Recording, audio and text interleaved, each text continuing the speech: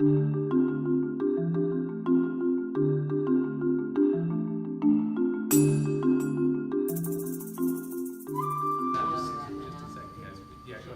was just something anecdotal that I wanted to share, because when you mentioned in the beginning about the goals of scouting, the mission of scouting, and the aims, the aims, and certainly a lot of the kids get caught up in, and parents get caught up in that, you know, gotta get that eagle. And something that I've become sensitive to lately, just because my son has been specifically working on achieving his eagle, is the language that I use around that to remind him, because it has become this checklist, this checkbox for him. Yep, gotta get the eagle. And in those words, get the eagle, I've been changing that around on him. It's not, you're not getting an eagle, I tell him. I said, you become an eagle. And then a group of people are going to acknowledge that you are an eagle. So that and so that goes back to, well, what is the most important word? Is. Because you are an eagle, and what does that mean?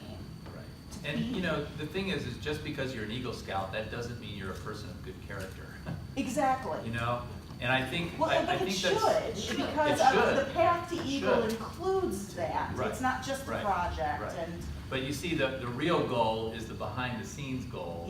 Not the Eagle is simply the rank, right? The camping, the knots, the flag ceremonies, all of that sort of stuff is really a means to an end.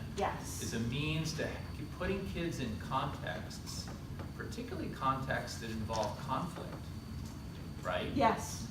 You know, when we talk about leadership, people often will say, well, the Boy Scouts is about preparing leaders. Not really, because you can't be a leader, I would argue at least, you can't be a leader without having that character behind it. You have to know yourself first. And so the real goal is connected to character, and you're right, it is. I mean, I have 3 boys, and my oldest is an Eagle, my second is working on it, my third is still a Cub Scout. So I get that whole checklist thing. We all kind of go through that, and we recognize that there's value to the Eagle rank out in the world with regard to college applications and jobs and all that kind of stuff. But, you know, whenever I get an opportunity to speak to Scouters, particularly people who are taking on new leadership roles, I have to remind myself of this. Every time I remind somebody else, I'm reminding myself as well that whole character aspect is really the goal. And, you know, I've sat on a lot of Eagle boards over the years. Never once has any examiner at it, and maybe some of you have too, never once have any of us who sat on the Eagle board thrown a rope at a kid and said, tie a bowling knot, right? We've never done that. And 99% of them would fail if that were the case, right? Because that's really not what this is about. This is you know, the fun stuff that we do. Of course, the kids don't always know this. They don't always get it, right? Until maybe later on, oh yeah, that whole Scout thing, that was about character building and not really about all the fun that we thought we were just out there having fun and going camping. And all that's true, but it's the behind the scenes that you and I as leaders know that we want to put kids into context. And every time as leaders, we have a chance, an opportunity to help a kid build that character, whether it's deal with the fact that they didn't get elected to be the patrol leader, or you know, they're having a hard time doing something, or they're having issues in school, or they're having issues at home, or anything like that we can pour into the life of these kids to help them to be better human beings. That's the goal here. You know, and I've always said that's one of the reasons why I love Scouts, because it actually helps me with parenting, because these are all the goals that we have as parents, right? I was thinking the same thing the other night. It's just that all this is a system that allows me to do that, but we have to remind ourselves occasionally, because we'll forget and get caught up in the, you know. And so my point was really, you know, the words that we use have an impact on what they interpret. So, you know, get the eagle versus be an eagle. Good point. And I'll tell you, one of those areas in the next we're going to do 2 quick sessions here. One with regard to flag ceremonies, and the other with regard to interfaith. And Paula's going to help us a little bit with that, because she's the towpath chaplain, so she'll help us with that. But these are two contexts in which that character development can often happen. One of them is dealing with flag ceremonies, and we're not going to go in. This is actually a very short session in the syllabus.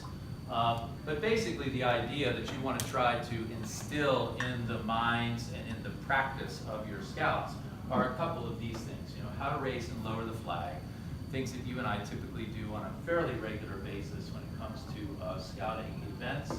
Proper flag ceremonies. Have all of you gone through the, having a basic flag ceremony? What are some of the contexts where you use a flag ceremony? Where do you use a flag ceremony in your scouting environment? Every troop meeting. Every troop meeting. Okay. Any other place? We take our flags with us with the campouts. Campouts do that sort of thing. Did any of you do like raising and lowering of flags at a campout? Well, I mean, a lot of camp sites, if we're not going to one of the official places, they don't have a place where you can actually raise and lower. Right. So you have a little different routine, but like at Massawiki, you have your own flags at your campsites, as well as you have the central camp flag ceremonies. Right, those are good opportunities to do that. Showing respect for the flag, here's a great way to, help instill that character development in helping kids to appreciate and to respect the flag. What are some of the ways that we respect the flag? Can you think of some of the ways that we do that as scout and scouters? What are some of the ways that we respect the flag? Don't let it fall. We try not to let it fall, yeah. It will occasionally, I'll tell you that. I saw one time a scouter just absolutely berate a kid who accidentally let the flag fall to the ground, right? And I just had to remind that person that, the zombie apocalypse will not happen if the flag falls to the ground. It's okay. It's okay. The kids, that's a great opportunity, right? To have a quick little nice conversation to say, here's why we don't want the flag to fall to the ground, and just to help them to develop that sense of respect. But what are some other ways that we show respect to the flag? Retiring. Yeah, these, Janine had a couple of flags that she brought that are ready to be retired. You guys participate in any retirement ceremonies? Yeah, that's really a great way to do that. That one's definitely retiring. Yeah. Any other? Saluting when it's being raised or lowered. Saluting. Yeah.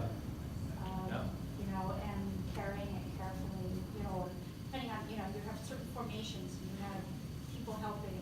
Right. Helping the scouts. Also, what about displaying the flag?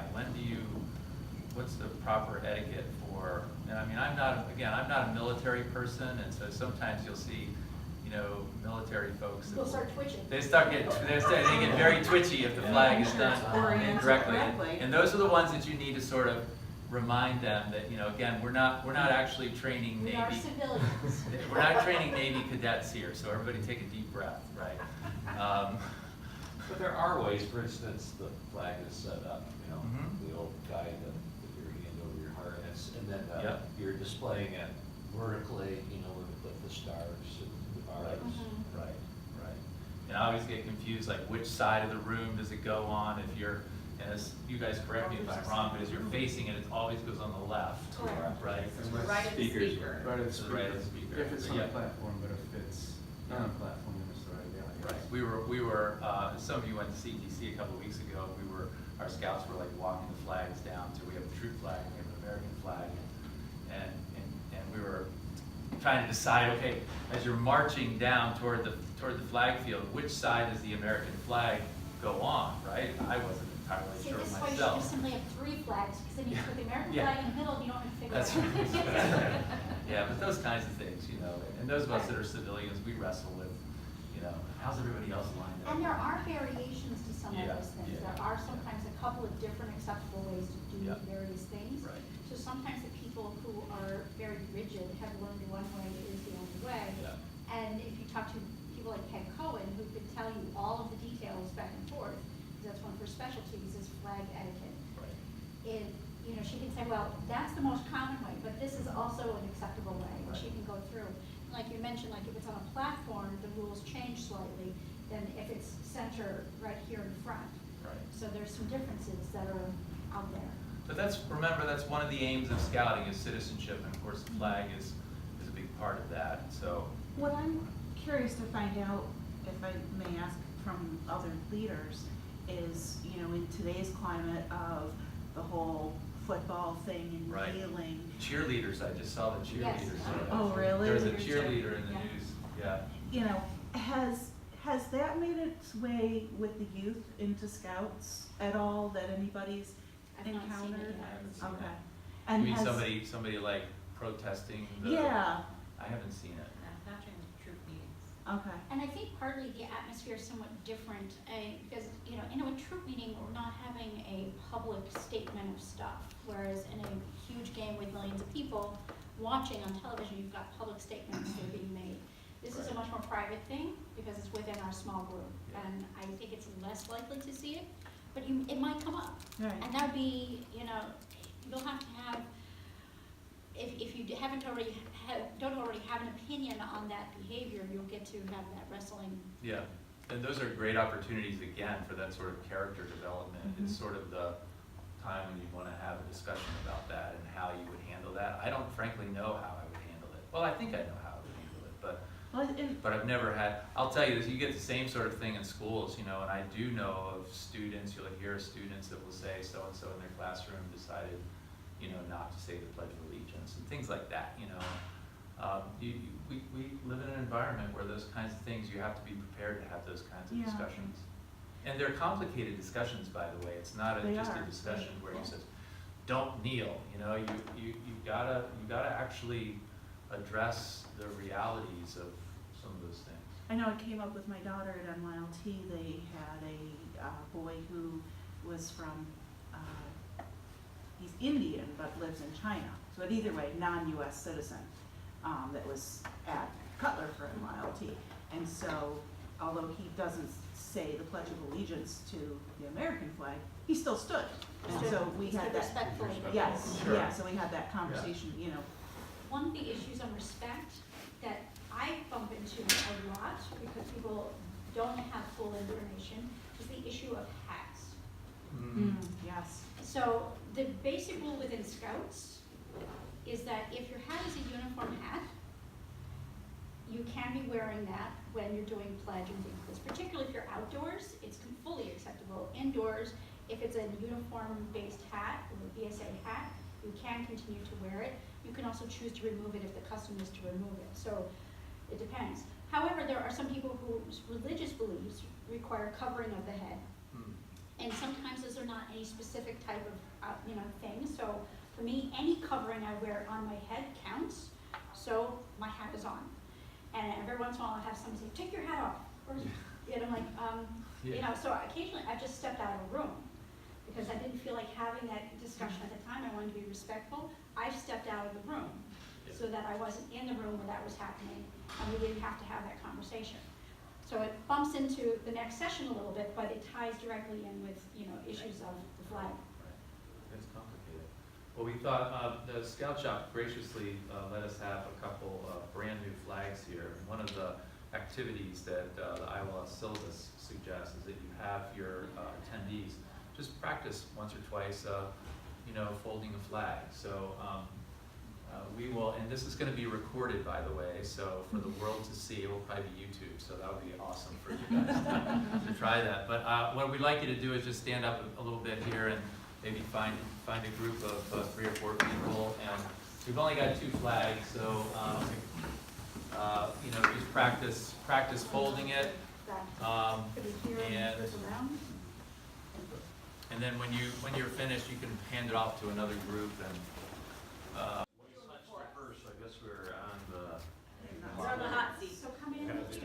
No pressure. Once they figure out where it opens, then the people on the side need to support. Yeah. Along the way. oh, you're right. Bring it out, and we're gonna have to go this way. This is a very big flag.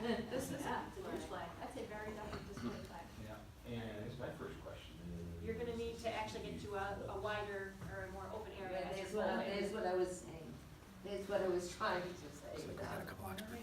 Yeah, I think over here. Let's just watch the coffee cup underneath. By the way, folks, this is a great opportunity to use that EDGE method. You remember what EDGE is?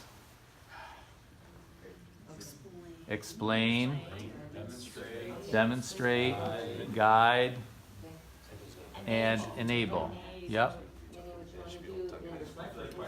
is the flag, the field, and the stripes, does that have to be inserted? Nice, that looks good, guys. Struggle with getting the opportunity to go into the raise and lower flag. And sometimes the middle holds to help, The but it requirement make sure for it's not touching anything Right else. to be part of the flag there. All right. Yeah, there are. Plus they do one that can't. What, Oh, It's gonna be the same no matter what. okay. Yeah, we're sponsored by the church and there's no flagpole outside. so does it matter, so when you led with the right corner going over, does that make a difference? We went all the way down to Massapequa. It's a good opportunity. We did one at the bottom of the hill. Like, we did our own camp, and then we went down to the bottom of the hill and did one, and that flagpole was in such bad shape. Yeah, there's a lot of opportunities to erect flagpoles for organizations. So one of the things that our troop has done is that we rigged a pulley system in where we have our meetings. So the boys can practice it on a regular basis. True, yeah. And a very small flag. How many times do you fold the flag? I would love to hear Nope, there's a number. what's different Till with it's girls' done. troop. Here's the number. What number can you gather a guess? 13. 13. Passing it like that in front of you, and you pass it to a person like that, so that it's always being held. Yep. It doesn't matter, as long as you've got a hold of it and you're passing it. And that way it's always held in front of you. Yeah, the flat end is usually presented to the greeting. It hasn't been closed. Oh, that's interesting. That I didn't know. See? It's a learning experience. All Sorry? right, so who's gonna try it again to see if they can get it tighter? All right, there you go. All right,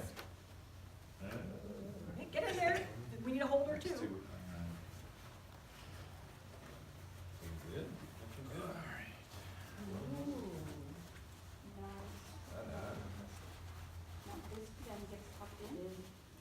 How many folds did you get in? We were counting, we were so focused on getting it right, we didn't count number. The exact number. The exact number we needed, And how many do you need? as many as we need to fill. There's all kinds of papers going around, so I'm going to begin while you're continuing to pass around papers. So as RJ mentioned earlier, I'm Paula Popper, I'm the Topaz District Chaplain. I have many, many hats, but that is one of my primary hats. I do a lot of different things in the district.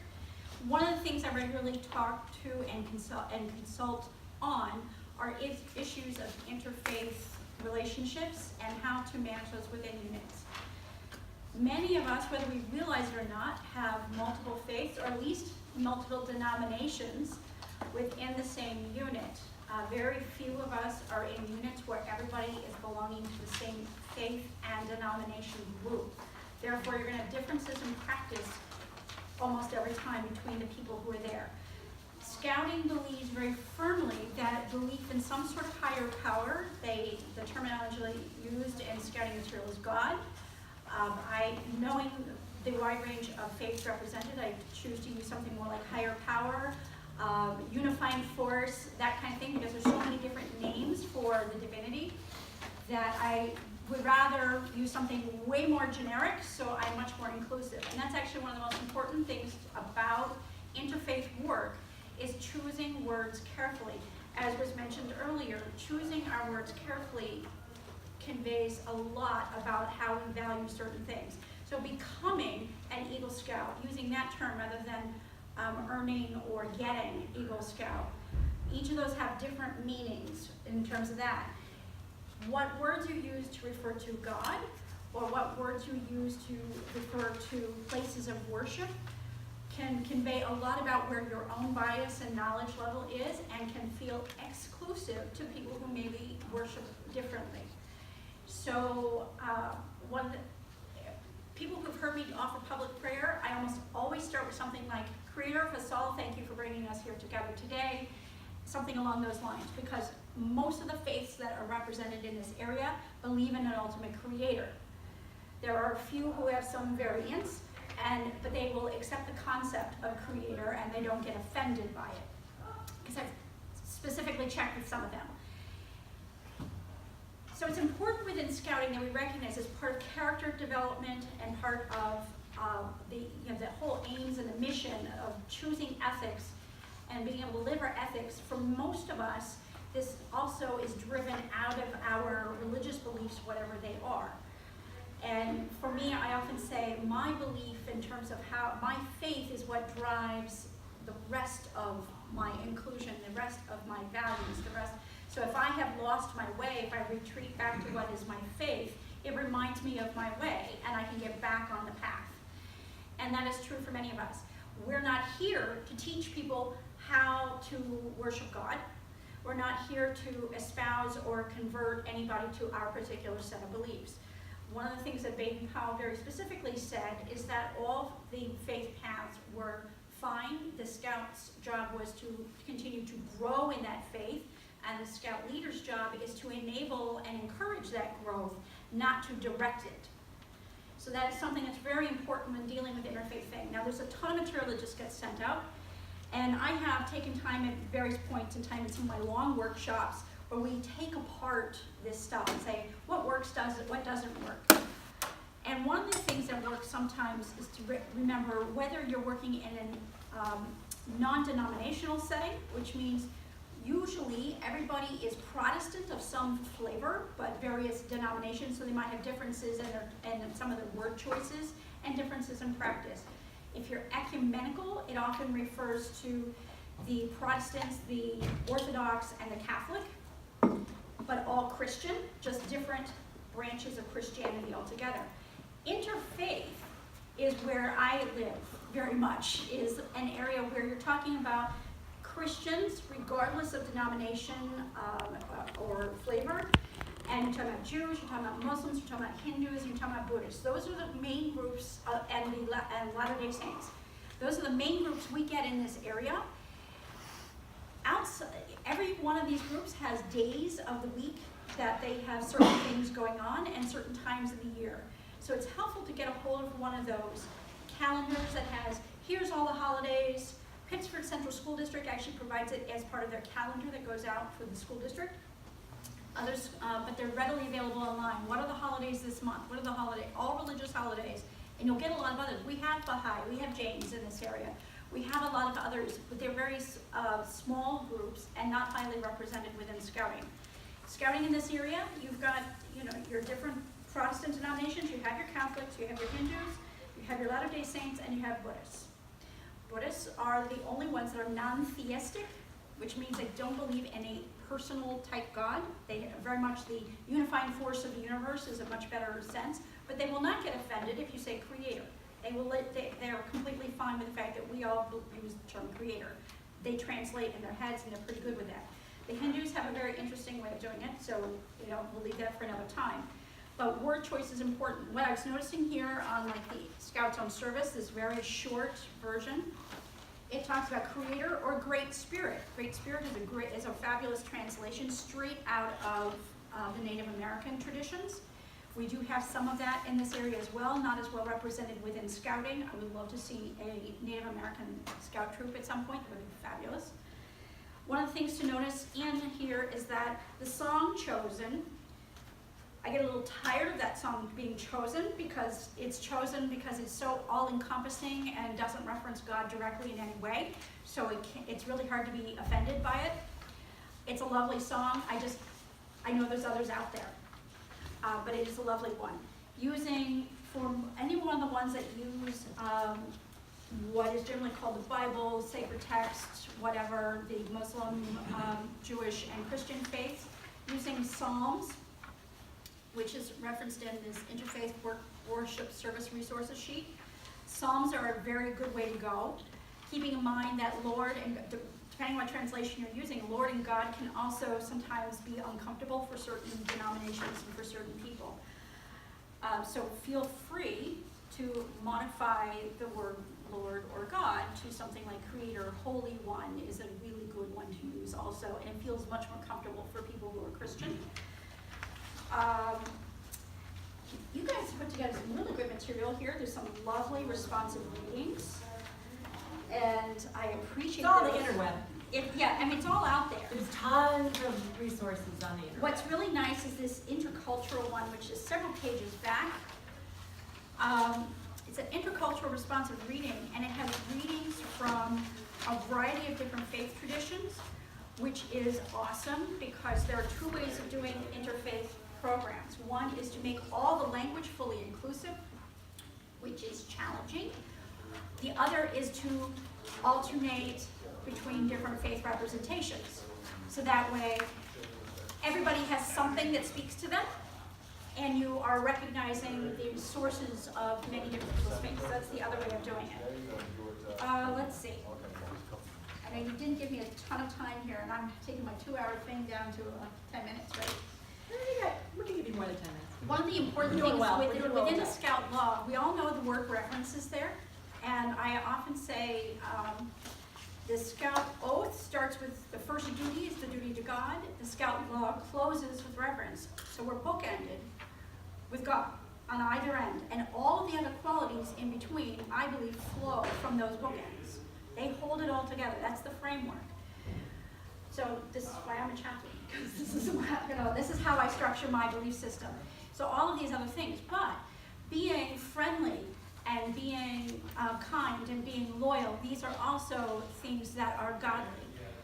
So when we're asking our scouts things and asking ourselves about duty to God, these are some of the things that are also, are you being friendly? Are you being helpful? Are you being cheerful? Are you being, loyal to people? These are ways to express duty to God in an everyday, nitty-gritty, way, without having to say, oh, I went to my place of worship this week. Duty to God is an everyday, every minute kind of thing. It can be, if you're cognizant of it, that I do these things as part of my expression of faith. So that is one way to do this. I was just gonna say bookending, that's the whole morally straight. Yep. Pardon. Yep, it's in there. It's definitely in there. And scouting very specifically doesn't put any description on what do those words mean and how are we supposed to exemplify it. We're just simply to do so in whatever way corresponds to our faith. And so as scout leaders, we're not questioning what they're doing and are they doing enough? Are you doing something and can you do more? And whatever that decision is, that's up to the individual.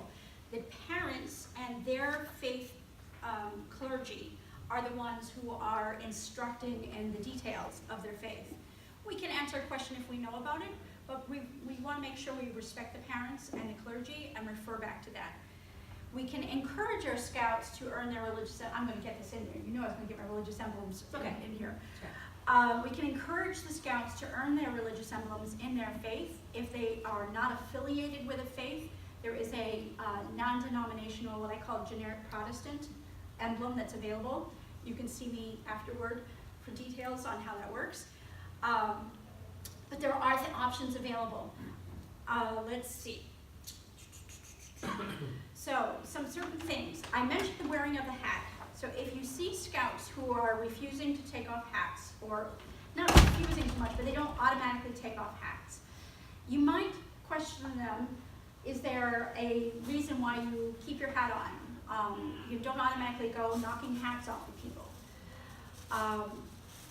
One of the things you'll see is I'll say, often public prayer will say, remove your hats for prayer. I don't say that. I say, let us prepare ourselves for prayer.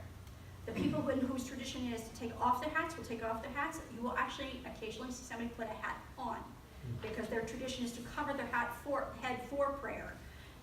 And so, yes. Another choice of words our troop uses is please remove all non-religious headwear. But here's the thing. Okay. And that's been helpful, except Okay. that people will see I have a BSA hat that doesn't look like religious headgear. Take your hat off. Oh. They think religious headgear can only be a yarmulke, a hijab, a turban, things like that. For Jews, headgear, religious headgear is anything that's covering my head. Okay. And so I choose in a scouting environment to wear a scout hat. If you see me out and about other places, I have a very huge collection of things to cover my head with. And any of those are I do. thought it was also gender specific too. There are, within Many of the Culturally. religions have some variety of gender-specific things about headgear, and one of the things to remember is that Jews have denominations, much like the Protestants do. So what one Jew does is not necessarily what another Jew is going to do. And we often say denominational differences. Yeah, it comes up for me often as a Christian woman, that do I have to take my hat off during prayer? Right. And the Christian faith, in most Christian backgrounds, women can wear something on their heads in church. Right. So depending on whether or not, how I'm feeling that day, I'll say to the boys, no, I don't need to because I am a woman. Right, because I thought like American, and I might have this wrong, but American culture in general, taking the, and I don't know if it's got religious roots to it, but you know, it was always men who had to take off their hats for, and because women, there was a day when women always wore their hats. And you didn't it- take that and hat you off didn't because take that it was off. like completely lacquered and pinned in Oh, place. yeah. You don't touch that. Yeah, And if a woman of color is wearing a hat, don't even dream of asking her to take that hat off. that's right. So culturally, So there's there's yeah. huge cultural things. So one of the things is if, you know, so now that we have more and more women coming into scouting, the issue of hats is coming up much more often. But you will find is that more of, you know, we do have Jewish scouts, we have Muslim scouts.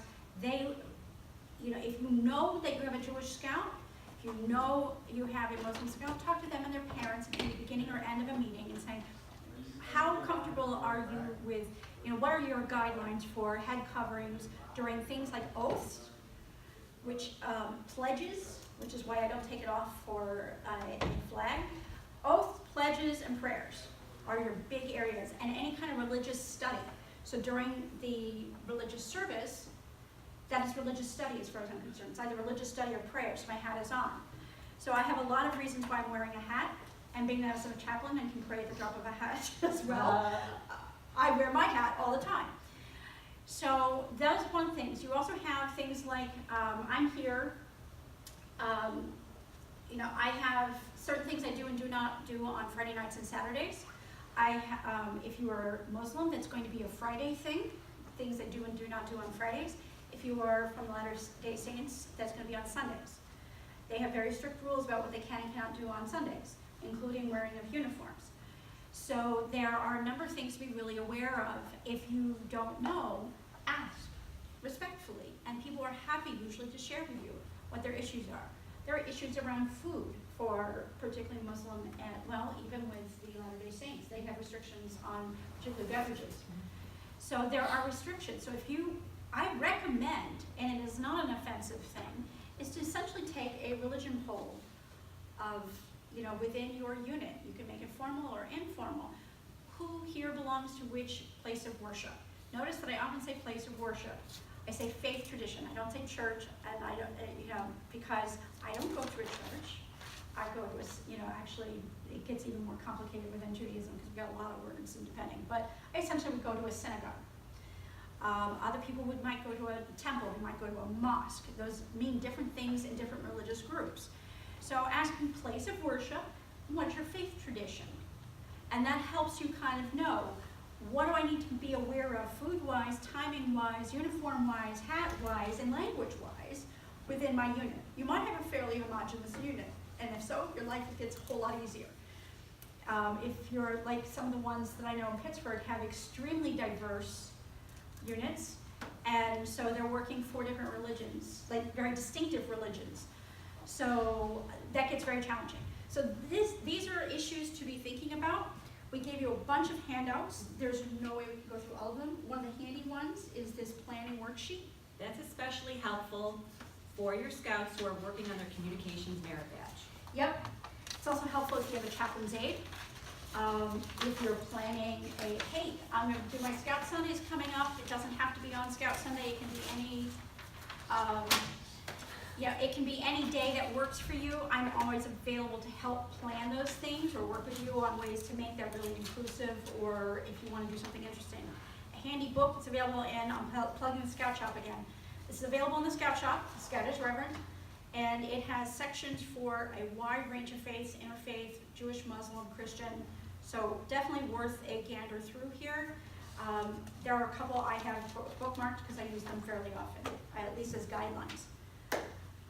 Thanks. Did I cover most of it? Yeah, that was awesome. All right. Thank you. All right. What do I do with All right, we'll give you another maybe 3-4 minutes if you need to use the There's still coffee out there. facilities.